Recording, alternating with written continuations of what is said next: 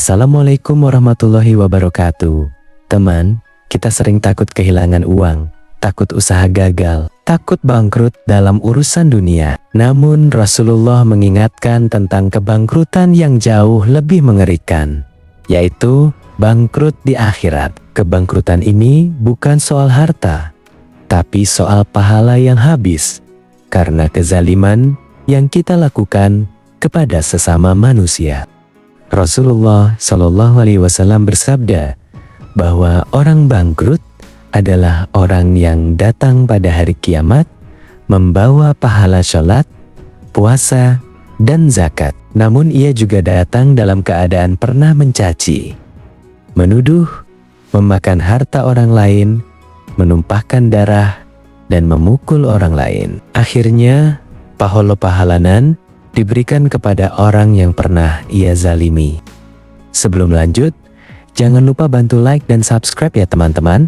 Pertama, adalah mencaci dan menghina. Lisan kita sering ringan. Kadang kita merendahkan orang lain, mempermalukan, atau berkata kasar. Kita anggap itu bercanda, padahal bagi orang lain itu luka. Setiap kata yang menyakiti hati bisa menjadi dosa. Bahkan bisa menghapus pahala yang kita kumpulkan bertahun-tahun. Maka sangat penting untuk selalu menjaga lisan. Allah Subhanahu wa Ta'ala berfirman, "Hai orang-orang yang beriman, jauhilah banyak dari prasangka. Sesungguhnya sebagian prasangka itu dosa, dan janganlah mencari-cari keburukan orang lain, dan janganlah menggunjing satu sama lain." Surah Al-Hujurat ayat 12. Ayat ini mengingatkan bahwa menyakiti orang lain dengan lisan adalah perbuatan serius dan berdosa.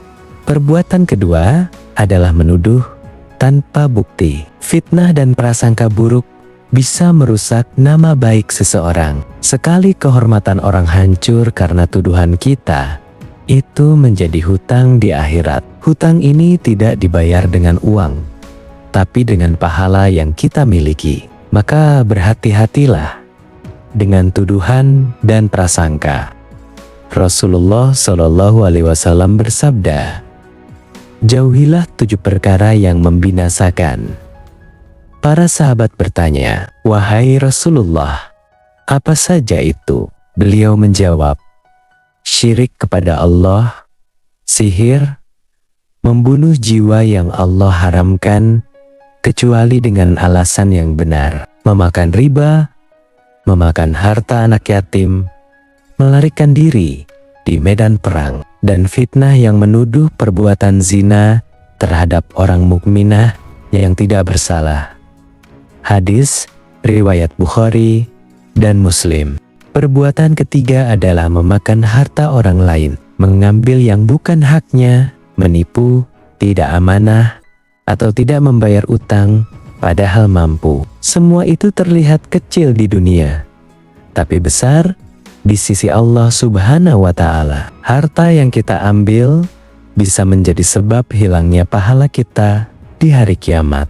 Allah Subhanahu wa Ta'ala berfirman, "Dan janganlah sebagian kamu memakan harta sebagian yang lain dengan jalan yang batil, dan janganlah kamu membawa urusan harta itu kepada hakim supaya kamu dapat memakan sebagian harta orang lain itu dengan cara berbuat dosa, padahal kamu mengetahui." Surah Al-Baqarah ayat 188. Ayat ini jelas menunjukkan bahwa mengambil harta orang lain secara tidak halal adalah dosa besar dan merusak amal kita.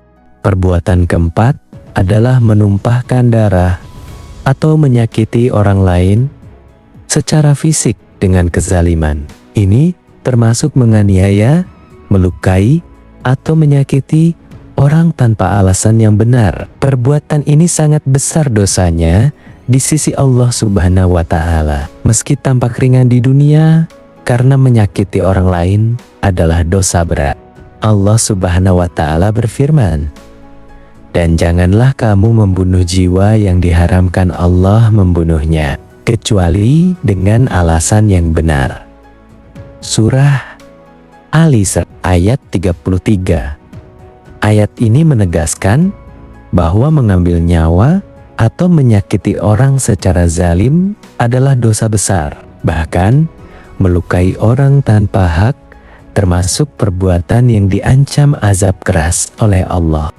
Perbuatan kelima adalah memukul orang lain karena amarah, bukan untuk mendidik atau menjaga kebaikan. Contohnya, suami yang memukul istri atau ayah yang memukul anak hanya untuk melampiaskan emosi, bukan untuk mendidik. Rasulullah Shallallahu Alaihi Wasallam bersabda, "Barang siapa menzalimi orang lain atau memukul tanpa hak, maka ia akan dimintai pertanggungjawaban di hari kiamat."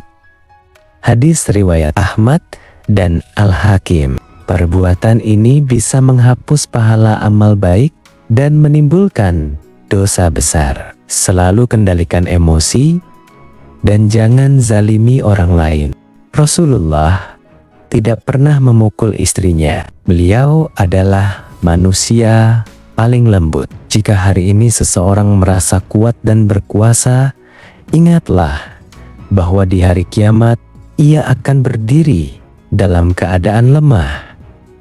Pahala sholatnya dipindahkan, pahala puasanya diberikan sampai habis.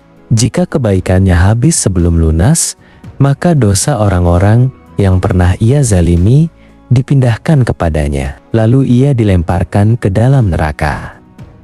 Inilah bangkrut yang sebenarnya, bukan bangkrut harta, tapi bangkrut pahala. Semoga Allah menjaga lisan kita, menjaga hati kita, dan menyelamatkan kita dari kebangkrutan di akhirat. Terima kasih sudah menyimak dari awal sampai akhir. Sampai jumpa di video selanjutnya. Wassalamualaikum warahmatullahi wabarakatuh.